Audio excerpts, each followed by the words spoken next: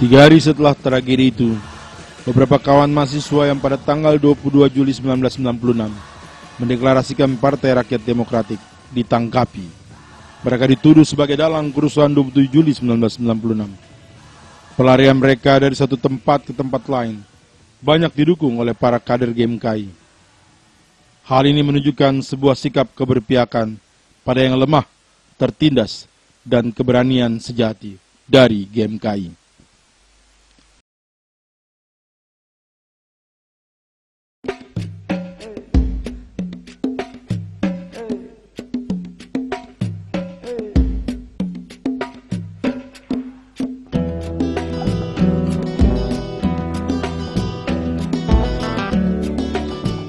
Setelah peristiwa 27 Juli 1996 berturut-turut terjadi kerusuhan Situbondo tanggal 10 Oktober 1996 dan kerusuhan Tasikmalaya tanggal 26 Desember 1996. Kedua peristiwa tersebut terjadi di tengah arus kuat perlawanan terhadap Soeharto.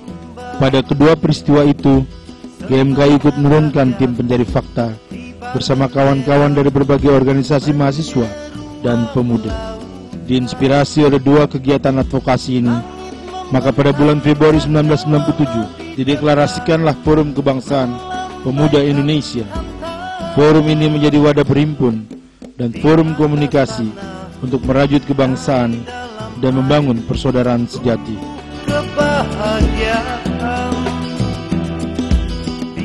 Ada berbagai latar belakang dibentuknya Forum Kebangsaan Pemuda Indonesia pada waktu itu. Pertama, latar belakang situasi politik. Kedua, latar belakang situasi sosial. Nah, latar belakang situasi politik pada waktu itu kita berpikir bahwa akumulasi dari kepemimpinan rejim Orde Baru selama 32 tahun itu akan mencapai anti klimaksnya. Dan kita mengkalkulasi pada waktu itu bahwa produk sosial politik yang ditimbulkan dari rejim otoritarian Orde Baru, dia akan menimbulkan ledakan sosial, ledakan politik, kemudian krisis moral dan lain sebagainya. Nah, oleh karena itu, teman-teman yang tergabung di dalam kelompok Cipayung pada waktu itu berpikir perlu melibatkan semua komponen bangsa yang lain. Yang kita anggap bahwa kalau saja 4 organisasi mahasiswa, saya katakan 4 karena pada waktu itu posisi politik yang diambil oleh kawan-kawan HMI cenderung fluktuatif ya. Fluktuatif itu artinya kadang-kadang dia ikut dengan agenda politik yang diusung oleh 4 komponen kelompok Cipayung lain dan kadang-kadang tidak ikut.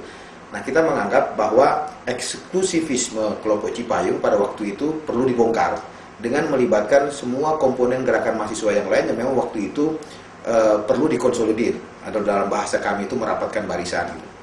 Nah, ledakan sosial kemudian muncul pada saat yang bersamaan di Situbondo, kemudian di Bondowoso muncul konflik-konflik horizontal yang berdimensi SARA, yang kemudian akumulasi dari berbagai persoalan itu kita menganggap perlunya gerakan kaum muda yang revolusioner. Nah, gerakan kaum muda yang revolusioner ini kemudian kita formulasikan dalam satu gerakan kolektif yang kita bangun, yang kita beri label kebangsaan, yang terdiri dari ormas-ormas mahasiswa dengan berlatar belakang latar belakang sosial, keagamaan, latar belakang ideologi dan lain sebagainya. Maka pada waktu itu selain 4 ormas kelompok Cipayung, yaitu GMNI, GMKI, PEMKRI dan PMI, terlibat juga di dalamnya organisasi seperti Himpunan Keluarga Mahasiswa Buddha Indonesia, kemudian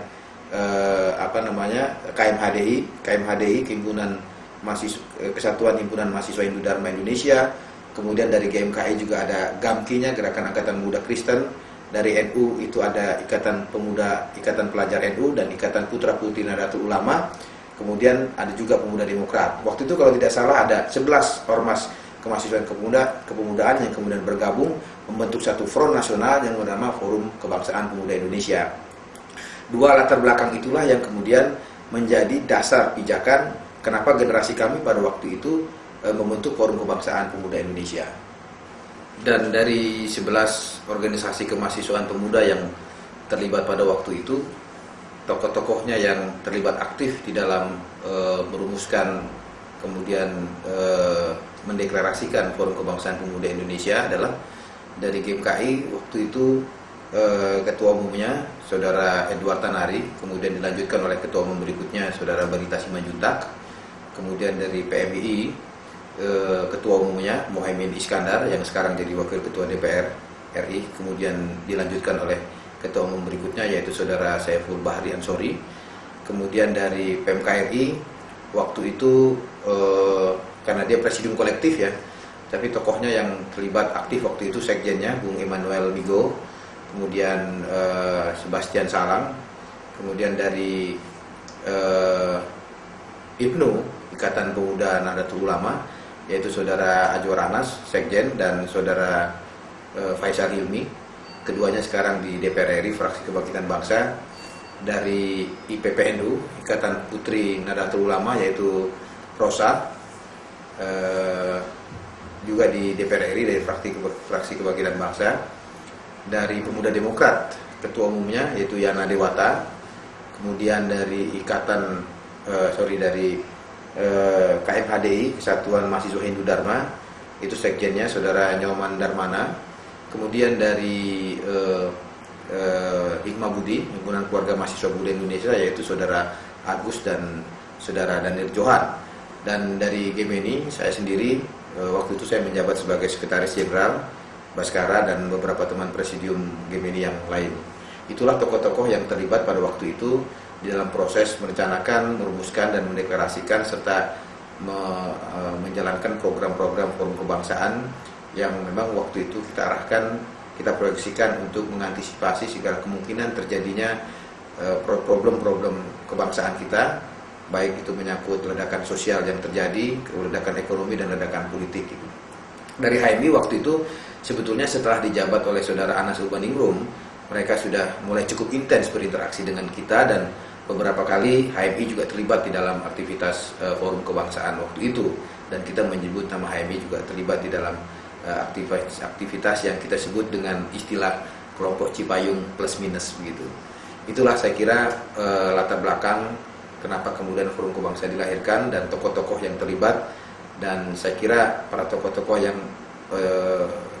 terlibat melahirkan forum kebangsaan ini sampai saat ini seyogyanya masih memiliki tanggung jawab moral untuk menjaga nilai-nilai kejuangan, nilai-nilai kebangsaan yang dibangun melalui kebersamaan di dalam forum kebangsaan ini, karena situasi politik ke depan mengharuskan eksistensi organisasi forum semacam kelompok forum kebangsaan pemuda Indonesia ini terus dijaga elatitas perjuangannya.